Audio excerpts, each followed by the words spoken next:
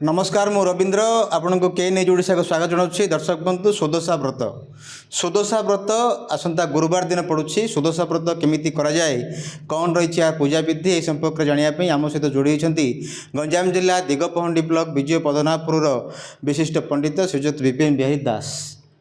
आपण को के न्यूज ओडिशा को स्वागत। कौन कहे सुदशा व्रत केमिति एवं तार पूजा विधि कौन? देवी श्यामा महेशां सदरवदनां चारुकन्ध्यां वदान्यां हंसारूढामुदारां मृणितवसना पंकजा भीतिहस्ता स्मरशैमण्डितङ्गिः कनकमणिगणे मुकुताया च प्रवाळे वन्देऽहं चाष्टनागासकुचजुगुलितां दुःखिनी कामरूपा माँ महालक्ष्मी कामरूपा दुखीर दुख हरण करने जो ना दुखिनी बोली दुखिनी कामरूपा तू दुखर दुखीर दुख हरण करने जो तो ना कामरूपा माँ। बर्तमान आम बगलामुखी पीठर बसचे ये बगलामुखी होती आमर माँ प्रथम बगलामुखी देवी होती प्रथम लक्ष्मी होती कमलात्मिका जी जार पूजा आम करुचे सी होती जेकोसी मसरे आषाढ़ माघ बैशाख भाद्रव फाल्गुन जेकोसी मास हो जदि सुदशा व्रत पड़े किमिति पड़े ना शुक्ल दशमी गुरुवार जदि संपूर्ण रहे ताहले सेटा जो नुआ लोक माने करिवे नुआ बो माने करिवे नुआरे जो माने करिवे से मानकर सुदशा व्रत हबो। किंतु ये व्रतटा हला रातर 10 घंटा पर्यंत दशमी रहउची सेति पई फाल्गुन मास रे आज जो के न्यूज तरफ चलजी दशमी गुरुवार दिन सुदशा व्रत हम जो दिन गुरु शुक्ल दशमी पड़ो शुक्ल पक्ष दशमी जदि 24 घंटा अच्छी ताले से दिन समस्ते सर्वसाधारण करें किंतु जदि नुआरे जो मैंने करने को अच्छी से माने शास्त्रोक्त प्रमाण अनुजाई सुदशा व्रत करें ना जदि करेंगे को मैंने करेंगे ना जो मानकर पारंपरिक रीति चली देखु एवं आम घरे फाल्गुन मसरे सुदशा व्रत पड़ा ए कि आम घरे हेनी आमर सुदशा व्रत मुझे कर सुदशा व्रत मो स्त्री जिते बड़े शरीर असुस्थ है से मुझे सुदशा व्रत करी सुदशा व्रतर लक्षण है माँ लक्ष्मींर ये है लक्ष्मींर पूजा राजा सुरसेन गोटे स्त्री जो अवमानना करी ता दंड पाई जाइछन्ति सेतिबई से दिन ठारू सुदशा व्रत पालन है सु उत्तम दशा उत्तम दशाटी पड़ा जो उत्तम समस्त उत्तम दशा आसवाई माँ लक्ष्मींर आलिंगन ये सुदशा व्रत करा जाए। सुदशा व्रत 10 गंठी पड़ो 10टी मंडा हम 10 प्रकार जे अन्य घर जो 10 प्रकार पिठा हम किंतु मंडाटा है माँ लक्ष्मींर प्रधान 10टी मंडा करेंगे से 10टी मंडा जी कर सी एका खाइब से घर समस्त को से मंडा दिया होनी से घर जो मंडा तैयार हम से मंडा पिठा पुर देकरी से अन्य क्या दिहबनी जी कर सी एका खाइब जदि न खाइबा से बंदर उद्यापन हम जीव जगत खाइब माछ खाइब बेंग खाइब इत्यादि किंतु ताको फिंगा हम ना ये है माँगर सबुठार बड़ जिनस सुदशा व्रत साधारणतः स्त्री मानकर माँ साधारणतः स्त्री तो लक्ष्मी जो घरे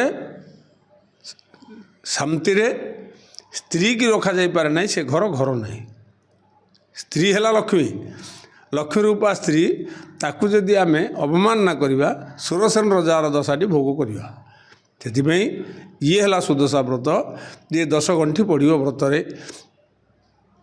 हठात कार व्रतटी पड़गला से व्रतटा अन्य जड़े क्या मिली सी से ए जहाँ हो जो मसरे पड़ू सुदशा व्रत सी मिलवा पर सुदशा व्रत कर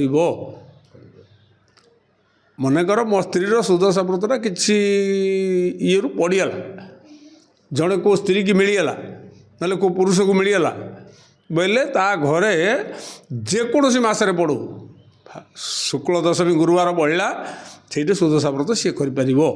ଯଦି ନ କରିବ ଦୋଷ ଲାଗିବ, ଲକ୍ଷ୍ମୀ ଦ୍ରୋହୀ ହେବ। ସେଥିପାଇଁ ଭଗବାନ ଲକ୍ଷ୍ମୀ ମା ତାକୁ ମିଳିଲେ, ସେଥିପାଇଁ ଦେହରୁ ପଳେଇଲା। ଯେଉଁ ଗଣ୍ଠିଟା ପଡ଼ିଛି, 10ଟା ଗଣ୍ଠି ପଡ଼ିକିରି ସୁଦଶା ବ୍ରତ ପିନ୍ଧିବ, ସେ ଗଣ୍ଠି ପାଇଁ ବୋଲି 10ଟି ଗଣ୍ଠି ଆକୁ ଦିଆହେଇଛି। ଯେଉଁ ଆମର ଦୋଷ କ୍ଷମା କରୁ, 10ଟି ଦୋଷ ପାଇଁ 10 ପ୍ରକାର ଗଣ୍ଠି ପଡ଼େ। କୌଣସି ସ୍ତ୍ରୀ କି 10ଟି ଦୋଷ ଲାଗିବ ନାହିଁ ବୋଲି ଲକ୍ଷ୍ମୀ ବ୍ରତ କରନ୍ତି। ଲକ୍ଷ୍ମୀ ପ୍ରଥମ ହେଉଛନ୍ତି ମା।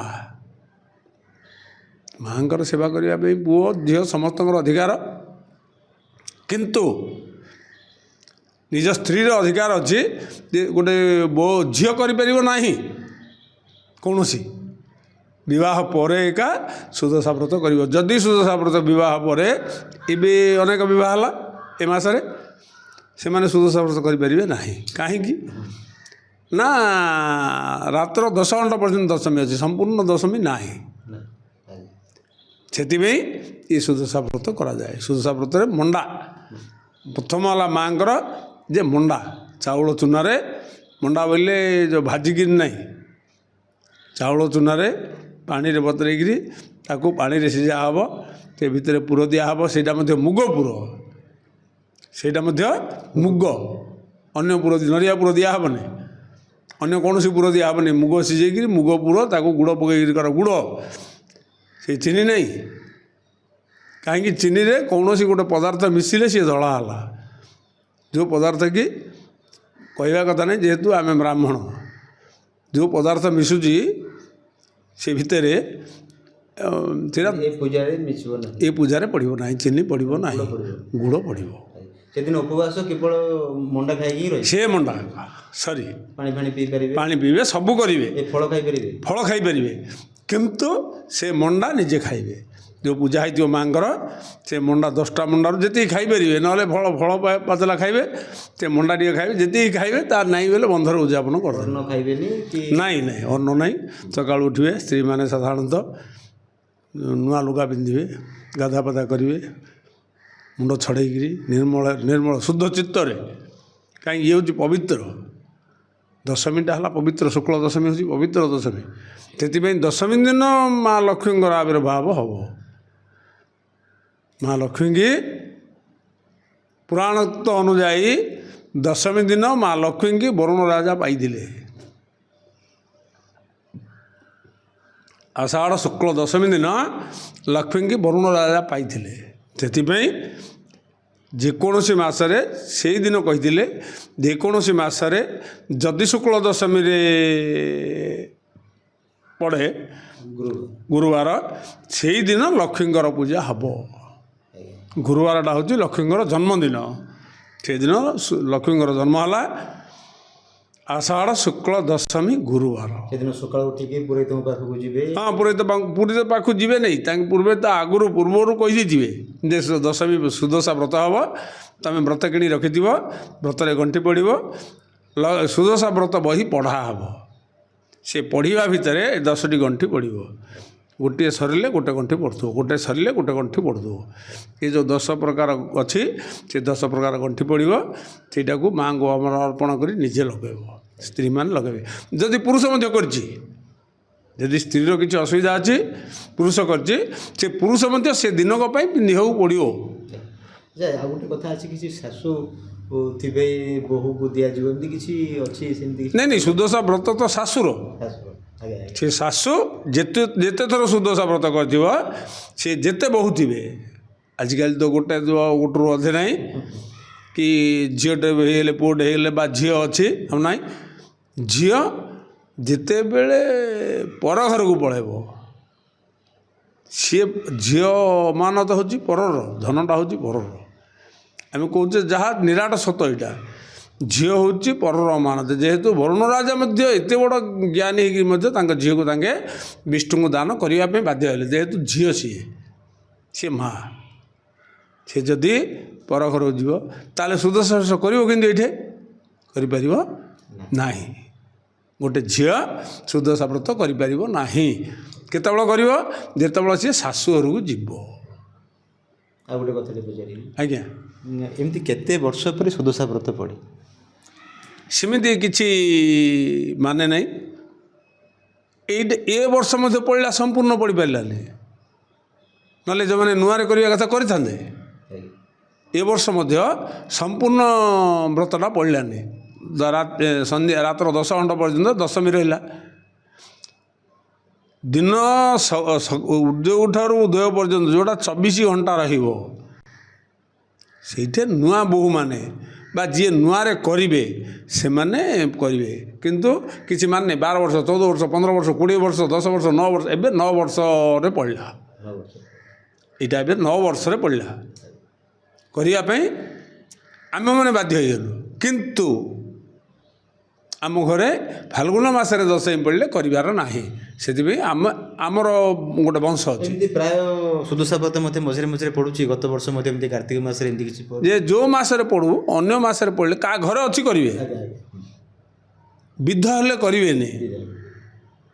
ଯଦି ବିଧ ପଡ଼ିଗଲା ମାନେ ଦୁଇଟା ସନ୍ଧିରେ ରହିଗଲା, ସୂର୍ଯ୍ୟ ଉଦୟଠୁ 10ଟା ପର୍ଯ୍ୟନ୍ତ ରହିଲେ, ଦଶମୀ କି 12ଟା ପର୍ଯ୍ୟନ୍ତ ରହିଲା, ତାପରେ ଏକାଦଶୀ ଲାଗିଗଲା, ଆଉ ହେବନି।